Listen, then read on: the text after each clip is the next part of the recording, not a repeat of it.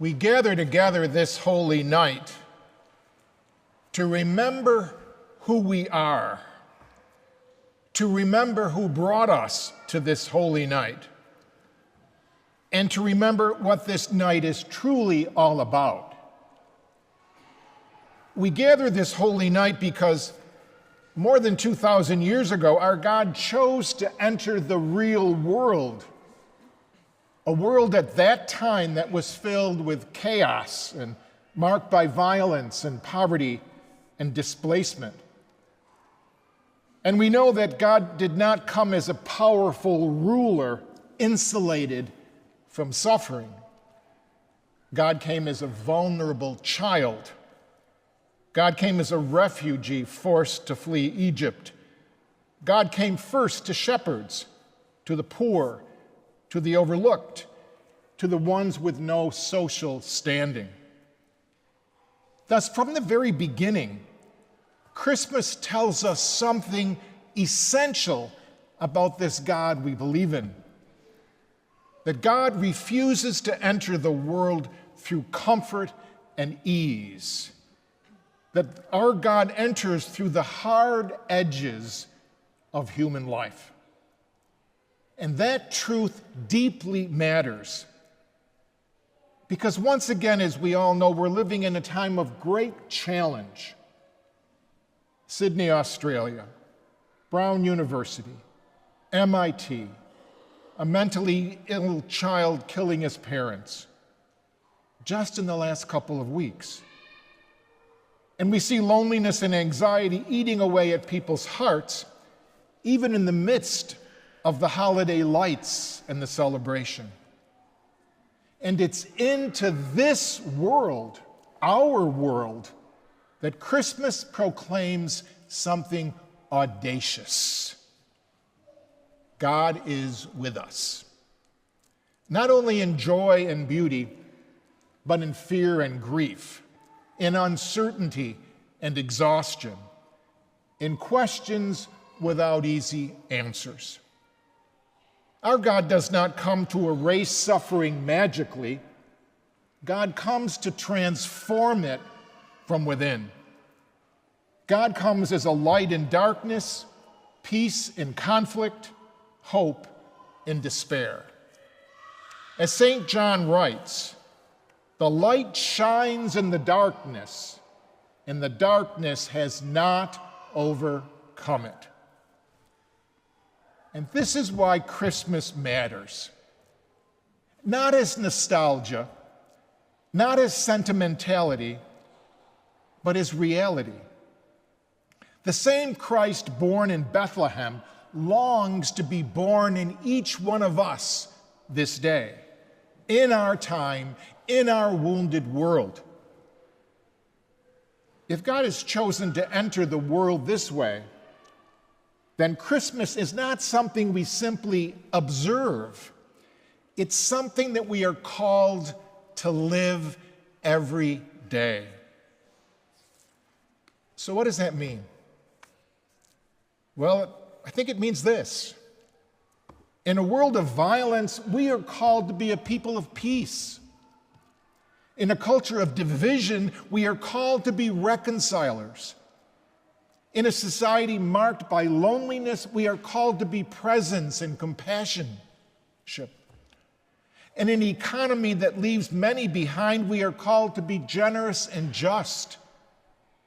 In a creation that groans, we are called to care for the earth as God's gift. So Christmas is not about escaping reality. It's about facing reality with hope. It's about believing that our God has not abandoned us, that the Word has become flesh and still dwells among us. And that's why that a song was written almost 60 years ago, and it still speaks to us today. In 1966, the world felt as though it were at a tipping point. Vietnam, civil rights, assassinations.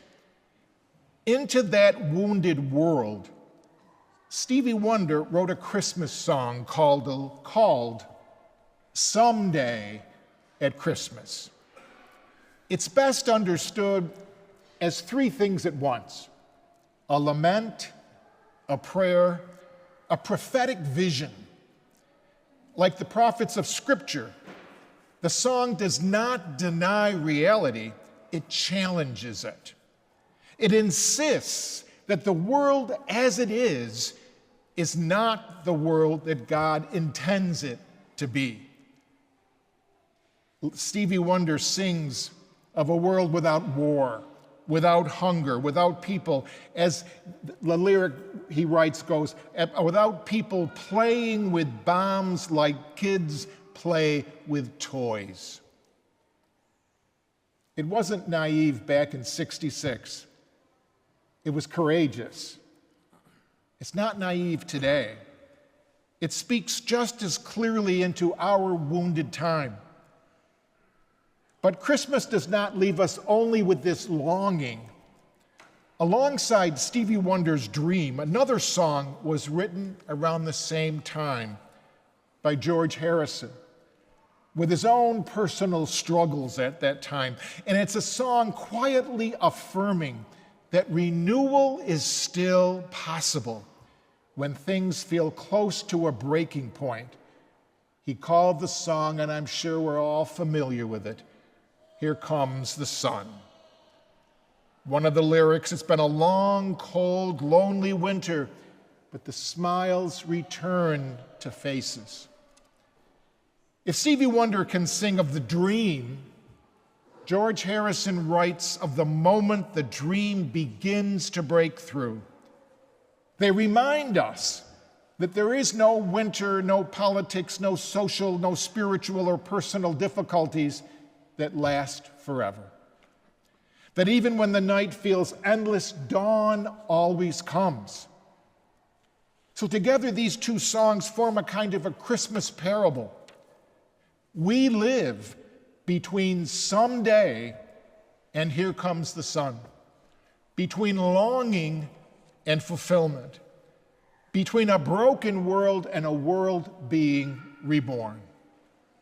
And Christmas declares that the sunrise has already begun. So tonight as we gather, we remember the true meaning of this feast.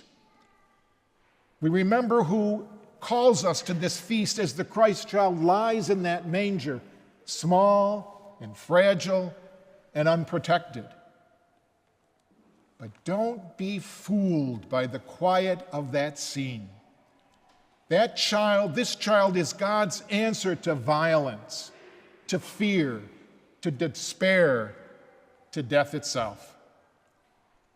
The light has entered the darkness, and the darkness does not overcome it.